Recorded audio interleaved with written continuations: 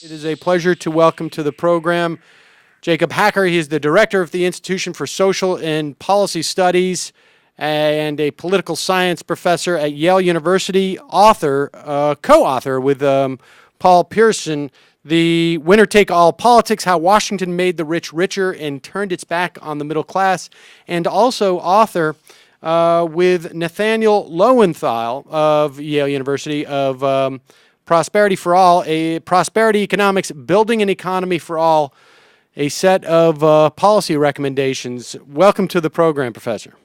Thanks so much for having me on, Sam. So let's get into the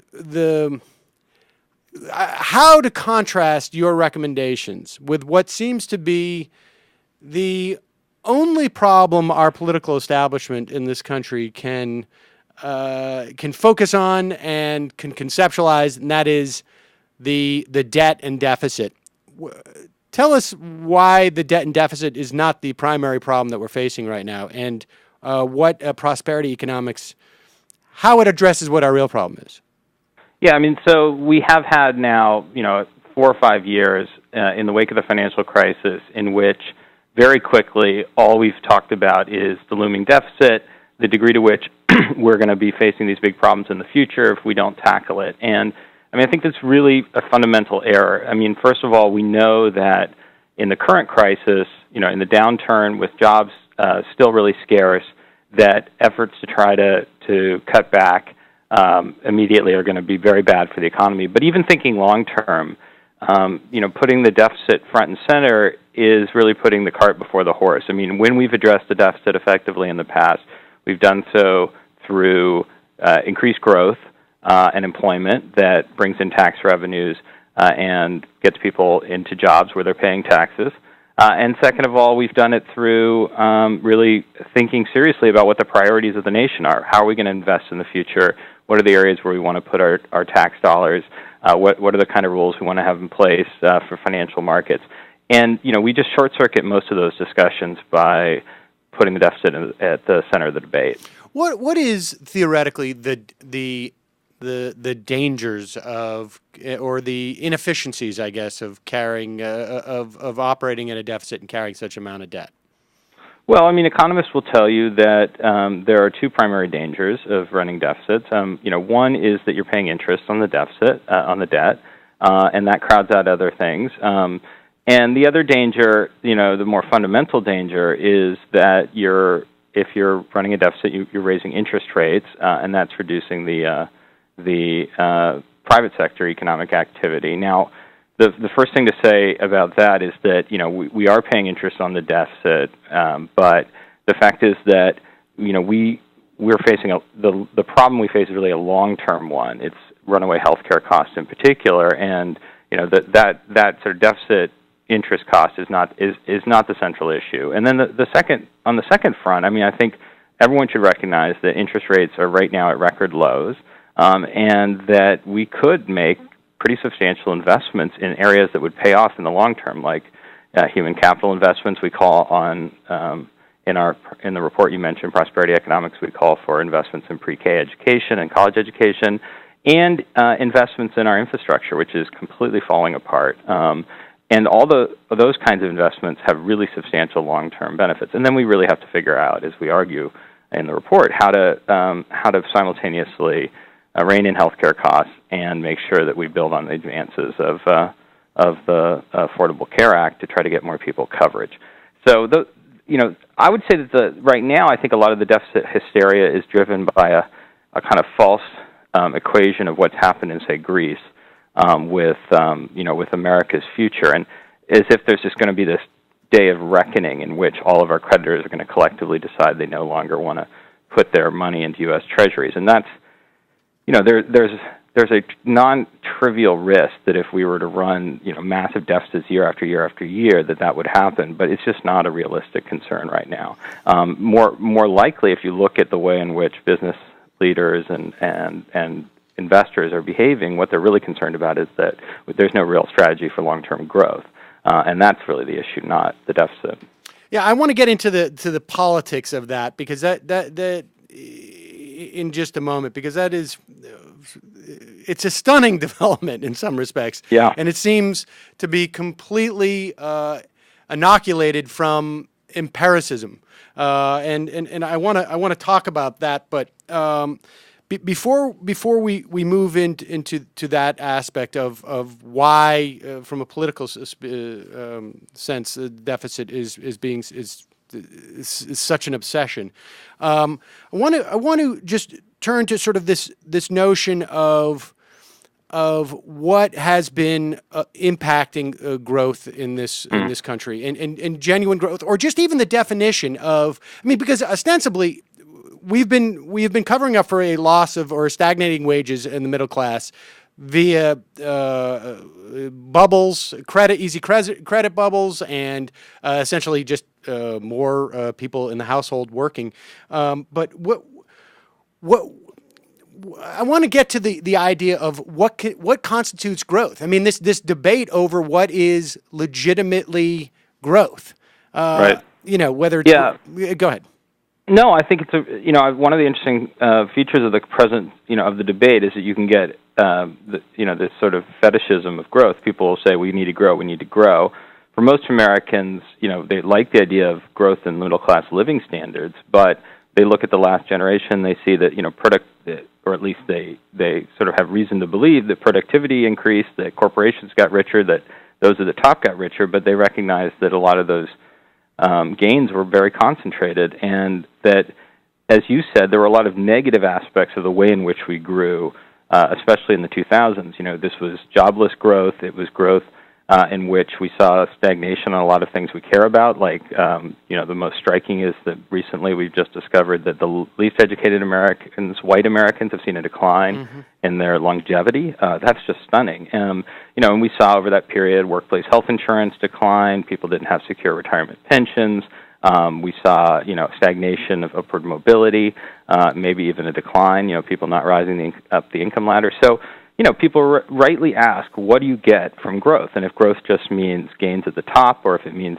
this binge of borrowing that leads to a financial crisis, then they're rightly skeptical. So if we're going to have growth, it's got to be growth, and we need to have growth. It's got to be growth that's sustained, that's broadly shared, and that's built on investment in people and productivity, not on, short-term borrowing and financial chicanery, which I think is entirely realistic. I mean, this is not abstracting from our political system, at least, it's entirely realistic. I mean, I think the real problem is politics, that, these are not like hidden, what we write about in prosperity economics are not like hidden sources of growth. They're sort of the tried and true methods that have been that we've known about for a long time, and they recognize, the fact that we know that the biggest returns come from investment in human and physical capital.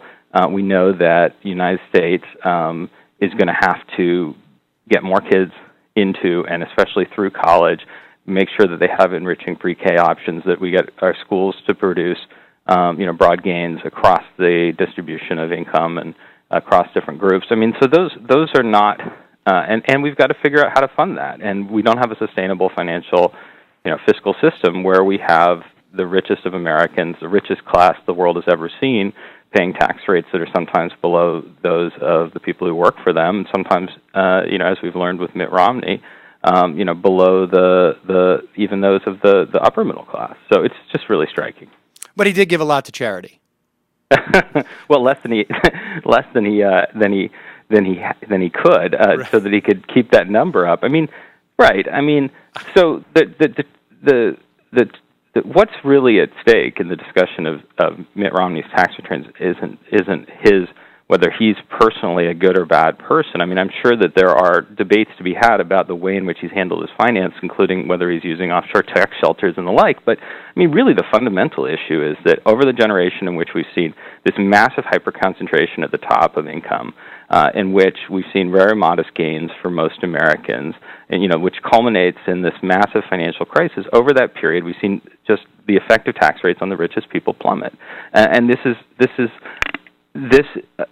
a bipartisan long-term development, but it's really one that we have to address. We have to figure out how we have a society in which we produce shared prosperity and not just gains at the top. So, I mean, to go back to what you were saying about the fundamental political contrast and issue here is that, to my mind, there's a self-reinforcing vicious cycle that's taking hold, that people don't have faith in politics, that there's a real imbalance in donations and in political influence, and that feeds into the kinds of policies we're talking about. Those at the top are much more worried about interest rates right now. They're much more worried about inflation than they are about jobs. Most Americans want to get the job market going again.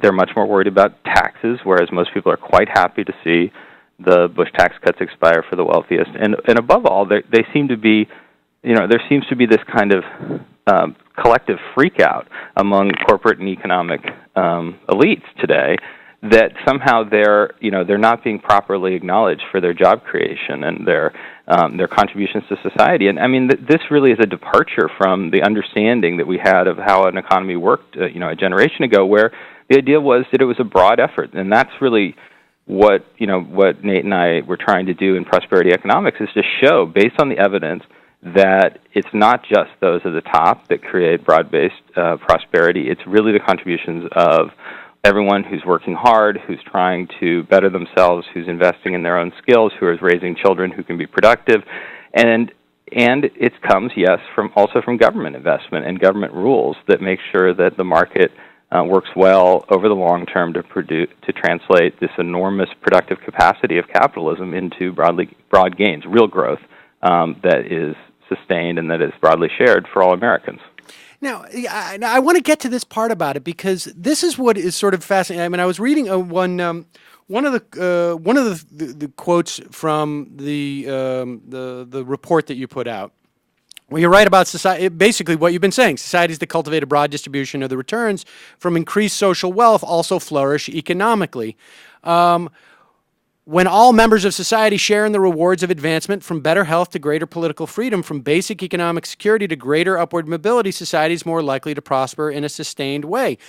The thing that occurred to me was that the problem is that it seems, I don't know what the actual figure is, but about half of the country, let's say, maybe less, probably a little bit less, just simply from an ideological standpoint, just doesn't think that this is the role for government. Like, this isn't, it seems, when I read that, it seems to me that this agenda to have a broad base of economic growth that helps as many people as possible is an obvious goal of why you would organize as a society. There seems now to be an ideology, almost like a cultural identification of people who believe, like, no.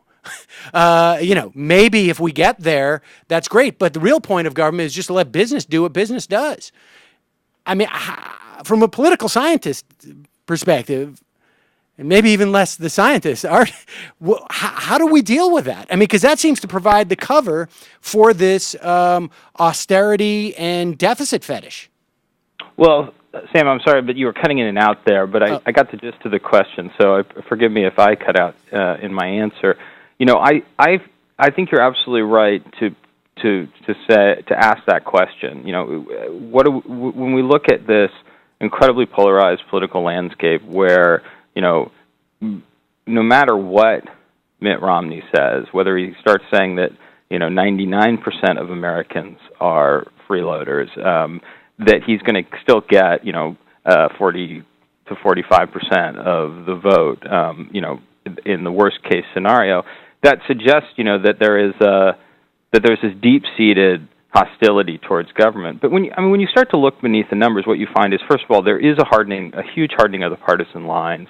But on concrete economic issues, such as whether we should preserve Social Security and Medicare and as close to their present form as possible, and try to contain costs within Medicare rather than shift those costs, taxes. If you ask whether or not we should let the Bush tax cuts expire for those at the top, whether or not we need to have effective financial regulation. On those issues, you get much broader agreement.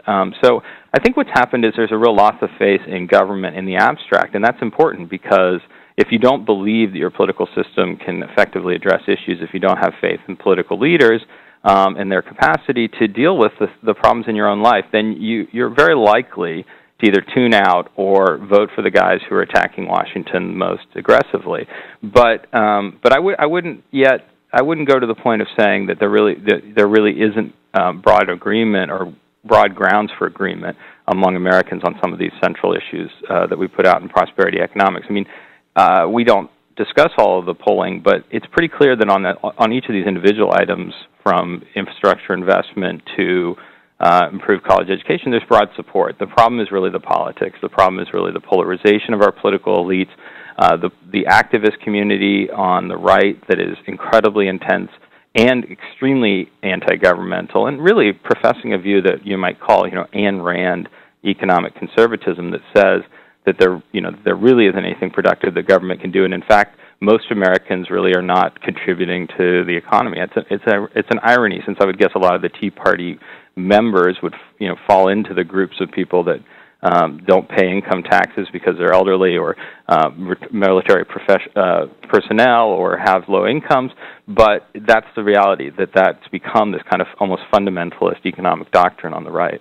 Yeah, and I would go even further. I would say that the other irony is that while you have 75% support of leaving Medicare and Social Security untouched, the desire to cut seems to cross party lines. I mean, I'm very concerned about the grand bargain. The worst news I think we had all week was the idea that a couple of Republican senators are saying that maybe they could live with tax increases because that seems to give a green light to those who want to follow this Simpson-Bowles letter, the prescription laid out in to cut Medicare, to raise the retirement age, to raise the eligibility age for Medicare, to chain the cost of living to the CPI for Social Security. What explains that from your perspective, having at least some probably better notion of what is on the minds of even those in the Democratic Party, the president, who feel that it's necessary to take these steps? Well, I think there's a couple things going on. One is that there is, alongside this hyperpolarization, there's the rise of, this sort of austerity crowd, folks who believe that the deficit is the defining national issue, and that the true sign of political courage is calling for shared sacrifice, when shared sacrifice usually means maybe modest tax hikes on the richest, alongside really serious cutbacks in the major sources of economic security that most Americans enjoy.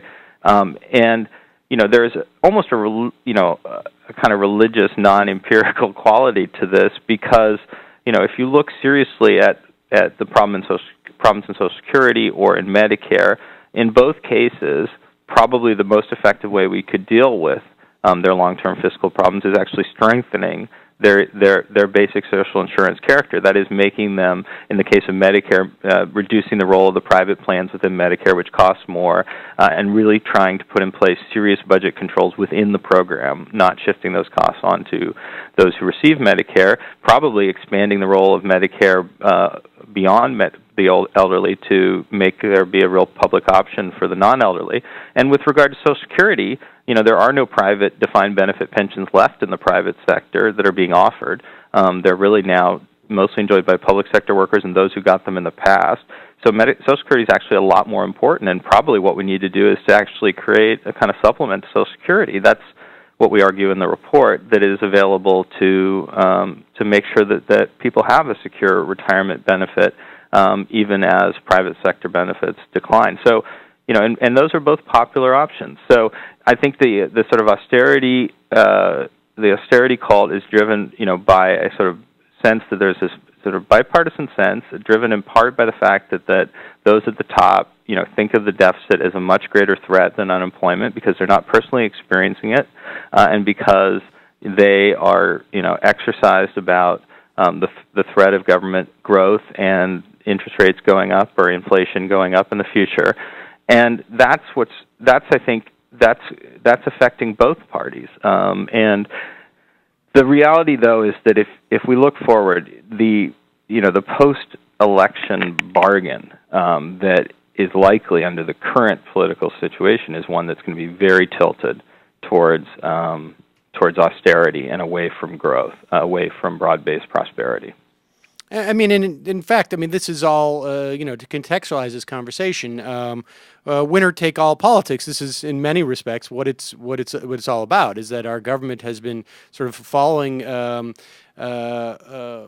measures that are driven by an elite consensus, I guess, that has sort of tilted many political decisions in their favor, and this is a self-fulfilling cycle, I guess, a feedback loop where it begins to make our decisions made by our government less and less democratic. Yeah, I mean, it's a feedback loop in two senses. I mean, one is if you get a bunch of policies like financial deregulation that vastly enrich a segment of society that has massive lobbying power, then it's really hard to change those rules. It's really hard to push back against that privilege, and that's both parties. First of all, both parties were implicated in the massive wave of deregulation that led to the financial crisis, and both parties have had difficulty supporting serious reform, though clearly the Republican Party has decided that it's going to basically say that everything's good here. We just need to go back to the system that exists prior to Dodd-Frank. And the other way in which there's feedback is more subtle, but I talked about it before, and that's just the sense of disillusionment that Americans feel about the political system. And I was struck by the fact that, first of all, Obama came in with very high expectations and hopes, and even though he had gained just over a majority of the vote, if you look at the initial polls about him, there was a lot of goodwill wished him by many Americans who felt that he would be able to, was uniquely situated to address the crisis that we were facing. And if you look at the polls since then, particularly the ones taken sort of in 2009 and 2010, just the sense that the federal government isn't working for middle-class Americans, the degree of apathy and anger about the bailout and about the sense of disillusionment about American politics is just rife. And some of that was unavoidable, right? The right Republican Party waged a huge obstructionist campaign. They were going to do that almost certainly. There were features of the political environment that made it very likely that you would get a lot of backlash. But some of it was avoidable, and there were definitely mistakes made by the administration, and there were definitely smart choices made by their opponents, particularly those who helped mobilize the Tea Party in its protest. And so we're living with the aftermath of that juncture, and that it leads to this horrible catch-22 for those who think that there should be an effective government response, even now, to the ongoing economic hardship that we see out in the country. And the catch-22 is basically that the only way we're going to address these problems in an environment where business is not investing, an environment in which we still have enormous private debt that's being paid down, is to have the government step in and be more aggressive in trying to get the job market going. But the catch-22 is that our political system is tied in knots and people don't believe that it can do anything. And so I don't know exactly how we break out of it, but I'm pretty sure that that enacting major cuts in Social Security and Medicare is not the way to do it. I actually think that if things continue on the path they're on, I think there's a very good chance that the president will be reelected. And it's possible, given how sharply conservative the Republican Party has become and the campaign has sounded, it's possible that there's going to be a really good election for Democrats. We're still a long way away, and if there is, I think that the challenge should not, the goal of those who benefit from that swing should not be to do a kind of kinder, gentler version of austerity economics, but to really seriously get out there and articulate at least a decade-long agenda for economic renewal for the middle class, and to really pursue those policies. And the irony is that those policies, while they'll be denigrated often as being kind of irresponsible, are actually very fiscally responsible. If we dealt with healthcare costs in a serious way, that would be the number one way we could address our deficit. If we got the job market moving again and increased the revenues that we're getting from those at the very top, as part of that, we would be improving our fiscal situation dramatically. And you can look across the Atlantic and see what happened in Britain, where the British Conservatives came in and said, we're going to be responsible. We're going to do shared sacrifice. We're going to get the deficit down with an austerity agenda, and the economy fell back into recession, despite the fact that that Britain is not, one of the EU countries that have been Right. gravely affected by the crisis, fell back into recession. As a result, the deficit is going up again, despite the fact that they're implementing their austerity policies. And so, there's if President Obama had followed the advice of Republicans, well, he would probably be out of office. But it's pretty clear that, if Republicans had been in office over that period, if Mitt Romney had been our president and pursued the policies that he says he would have pursued, that we would probably be facing a dramatic reversal, far, far greater than anything that you're getting out of, the backlash against Paul Ryan or the 47% right now. And so, but that's what Democrats, that's what progressives have to work with. They've got to work with an environment where their successes are only going to come through really serious mobilization and articulation of a clear alternative strategy to kind of hard right austerity agenda that is continuing to dominate elite debate in Washington. Right, and to be fair, and I agree with your assessment of this. I mean, President Obama, at least from a rhetorical standpoint, sort of adopted the austerity as a rhetorical. He was talking about we have to tighten our belts too, which of course is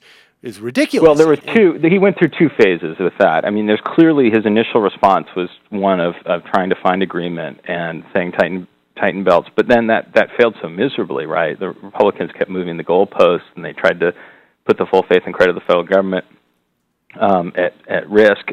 They did put the full faith and credit of the federal government at risk, and then of course there was a kind of response to the Occupy Wall Street protest. And so I think the president actually switched, and he's been very successful in part because he pushed the American Jobs Act, his measure to try to help the economy, and because he more starkly drew the lines with Republicans. The question is what's going to happen after the election, right? Which Obama will it be? And my hope is that the Republicans have really set themselves up. In one sense, there's no question in my mind that if Mitt Romney loses, most conservative Republicans are going to say this was a failure of a candidate or even a failure of moderation. Right, yeah, exactly. He wasn't conservative enough, and he didn't give a real choice for people to make. But so they're going to double down, and so I think that you're right that the big concern one would want to have is there going to be this, a grand bargain that would just barely clear the bar of that 10-to-1 ratio that was discussed during the campaign, the Republican nomination fight. Remember when all those Republicans were up on the stage and they said, would you support a budget package that had $10 in spending cuts for every $1 in tax increases for every $10 in spending cuts, and no one raised their hands? Well, now maybe some Senate Republicans would be willing to support that. That's basically where the president was during the fight over the debt ceiling. I think in the end he basically said, I wouldn't even insist on letting the tax cuts expire for the richest of Americans. Let's just try to find some ways to raise some funds for this group, maybe close the carried interest loophole that allows people like Mitt Romney to pay 15% tax on their income. But that is not a reasonable place for those who believe that we need prosperity for the long term to be. That's the point I'm making. Yeah, no, and I agree. And it's much easier to roll back those any tax increases based upon just sort of the example than it would be to reinstate benefits under Medicare and Social Security. I mean, that's what sort of keeps me awake at night. That and my daughter, but. Just coming in because she can't sleep. But so let me also ask you just this question. In the context of growth, let's assume for a moment that we don't have the political landscape that we have, and some by the next Congress institutes much of what you have laid out here. How does the idea of continued growth and broader base growth dovetail with the idea that in some respects we're going to have to do something about climate change, and we're going to have to deal with the fact that our source of fuel for growth over the past 70, 100 years has been low-cost energy that is no longer low cost. How do we deal with those two realities? Well, it's a big part, actually, of the agenda. And I think we make an unconventional choice in the Prosperity Economics Blueprint. We talk about environmental security in the context of thinking about economic security more broadly, because really sustainable growth rests on having respecting the fragility of important aspects of our environment. And I do think that climate change is sort of the greatest threat we face, because it threatens the very sort of basis of our assumptions about capitalism and its performance. So, I think we've typically assumed that if we get, put in place some rules that will sort of protect against the most egregious abuses of the environment, that will be fine. But what we know from climate change is that we're talking about a non-trivial chance of a catastrophic event occurring in the not-too-distant future, and we need to have that priced into a whole range of transactions that people are making in the market. And that, I would say that the truth is, if you look at our longer-term energy environment, that, in some ways, if we act now and we put in place reasonable requirements and put a price on carbon emissions, whether it's a carbon tax or some kind of cap-and-trade system, that we're actually in a pretty good place to address these problems, but we're not moving that way at all. And the evidence is that if you do that, there are certainly costs involved, and there's distributional effects too, and we shouldn't forget that. But that we're basically falling so far behind other countries in sort of adopting clean energy technology that we're missing out on a huge amount of efficiencies. And so the market is very, very good at figuring out how to minimize costs and maximize benefits within a certain framework. And in the framework we have right now, they don't have to take into account this huge threat to our well-being, to our future. So that is sort of the precondition for addressing this problem, is that we price this into the markets. But it's just the starting point. I mean, a lot of the effort that is taking place right now to think about new technologies and new approaches to growth makes sense, given this almost existential threat we face. But I would just say that I don't think that is in any way in conflict with the idea of growth. So what I think people forget, and if they go back to Adam Smith, they'll realize this, is that when people talk about a market system producing broader prosperity, they mean a market system in which people have to bear the cost to society of their individual purchasing and production decisions. And so that very basic idea that there are externalities, both positive and negative, to individual economic behavior goes back to Smith and earlier. And we forget it at our peril. And in fact, the true market enthusiasts, the people who really believe that they can, that in a free market, are the ones who recognize that we're, from systemic financial risk to the risk of climate change, that our market is basically not working, and it's not working because the people who benefit from imposing those costs on the rest of society and those risks on the rest of society are the ones who are writing the laws. So we got to get the politics right. Jacob Hacker, co-author of Prosperity Economics, Building an Economy for All, and of course also co-author of Winner Take All Politics. Thank you so much for joining us. Hey, Sam. Thanks for having me on. Pleasure.